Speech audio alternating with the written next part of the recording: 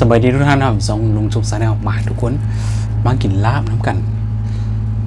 มาแซ่บๆน้ำกันทุกคนเนี่ยโอ้ยสีสัน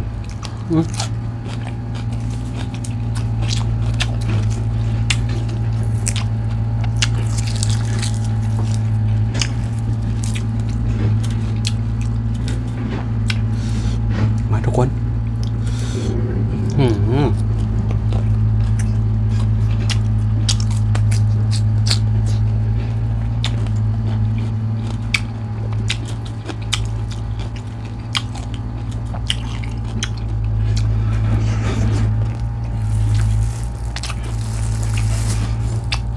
ปังครับ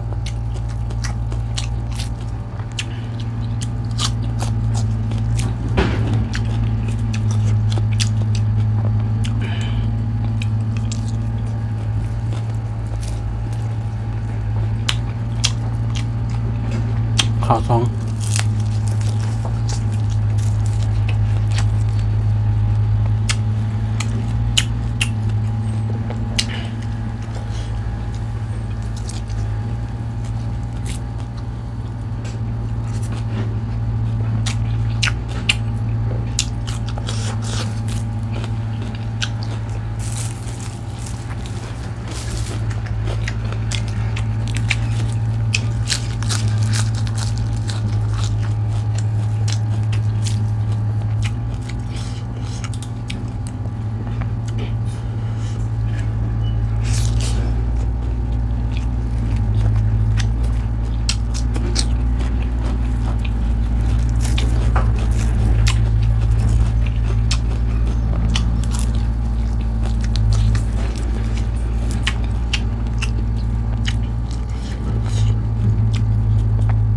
สูตรทุกคน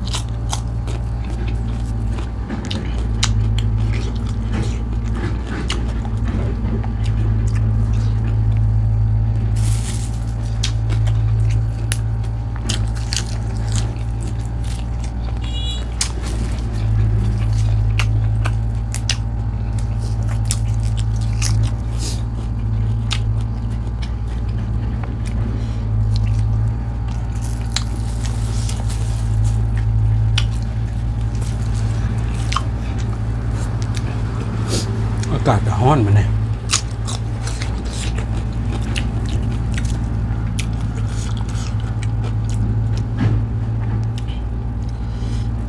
ทุกคน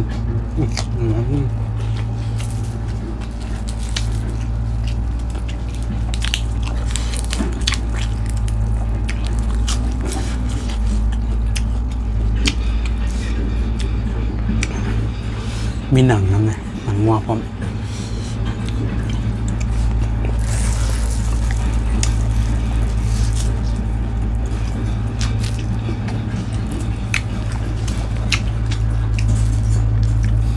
กินไก่ทางรถจกเห็ดเวียด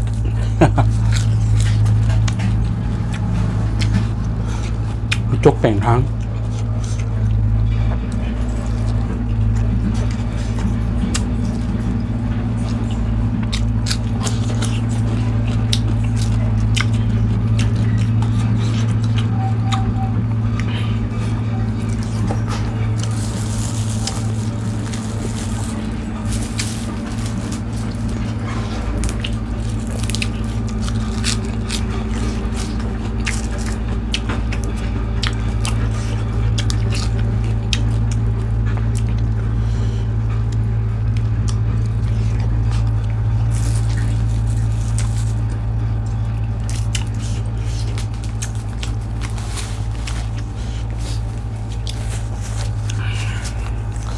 ฮ้อน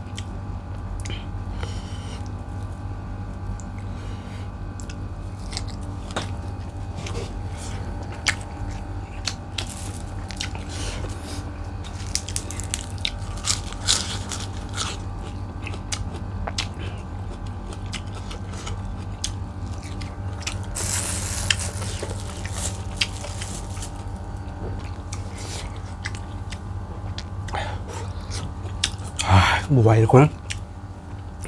แล้วทุกคนสำหรับคลิปนี้ก็จบไปตอนนี้ก่อนนะก่อนจากไปอย่าลืมไปกดฝากคอมเมนต์กดไลค์กดแชร์กดตามแล้วคลิปนี้ไปแล้วสบายดี